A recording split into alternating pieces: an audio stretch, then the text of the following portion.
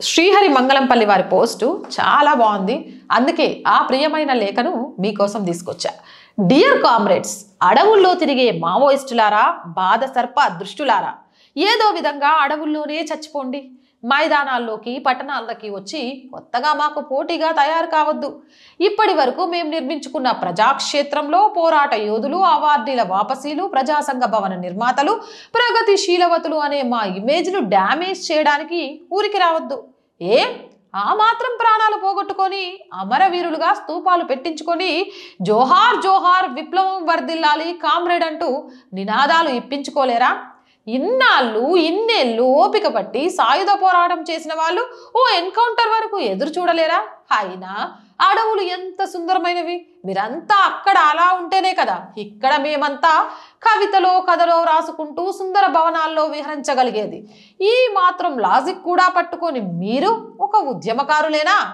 మావోను మార్క్స్ను ఏం అర్థం చేసుకున్నట్లు? పోరాడితే పోయేదేముంది, బొక్కలో ప్రాణం తప్ప. ఒక బాధ మాత్రం ఉంటుంది, మీరు ఇక్కడుంటేనే మాకిక్కడ ఈ మాత్రం సంపాదన, దానిని కూడా దక్కనివ్వని లొంగిపోయే ఆత్రం. మావో సూత్రాలకు విరుద్ధమని మన రంగనాటకమ్మ ఎన్ని వ్యాసాలు రాయలేదు?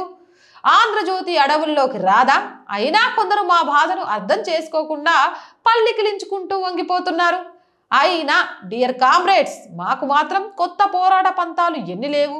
ఒక పాలస్తీనా సంఘీభావం లేదా, ఒక పాకిస్తానీ లొంగీభావం లేదా? మీ నెట్వర్క్ లోకల్, ఇప్పుడు అర్బన్ నక్సల్స్ గా మా నెట్వర్క్ విశ్వవ్యాప్తం. గంజాయి నుంచి రెసిన్ తీసే వాళ్ళతోనూ, ఎంతటి డాక్టర్ సైంటిస్ట్ అయినా ఉగ్రవాదిగా మార్చగలిగే వాళ్ళతోనే మా కంచం మంచం పొత్తు ఏర్పరచుకుంటే మీరు ఒక లెక్క. మర్యాదగా చెప్తున్నాం, మా దందాలోకి మీరు వద్దు, రావద్దు. ఇప్పటి వరకు మీ తుపాకీ వల్ల ఉప్పు తిన్న కృతజ్ఞతతో ప్రేమతో చెబుతున్నా, ఈ ప్రజారణ్యం ఘోరంగా ఉంటుంది. నిచ్చెన మెట్లు సమాజం, అందులోనూ మనువాదులు రాజ్యమేలుతున్న సమయం. ఇక్కడ మీరు ఇమడలేరు. బలూసాకు తినైనా ఎన్కౌంటర్ అయ్యే వరకు అక్కడే ఉండిపోండి. లొంగి ఏం చేస్తారు? ఒక హిడ్మను చూడండి. ఇప్పుడు అతనికి మన నెట్వర్క్ పత్రికల్లో, ఎర్రగొట్టం ఛానళ్లలో ఎంతటి అమర గౌరవం. ఇంకా అతడు ఎప్పటికీ విప్లవ ప్రతిఘాత శక్తి కాలేడు కామ్రేడ్స్, కాలేడు. చివరాఖరిగా తెలంగాణలో కాంగ్రెస్ సర్కార్ మాకిస్తున్న గౌరవం చూసి మోసపోకండి కామ్రేడ్స్.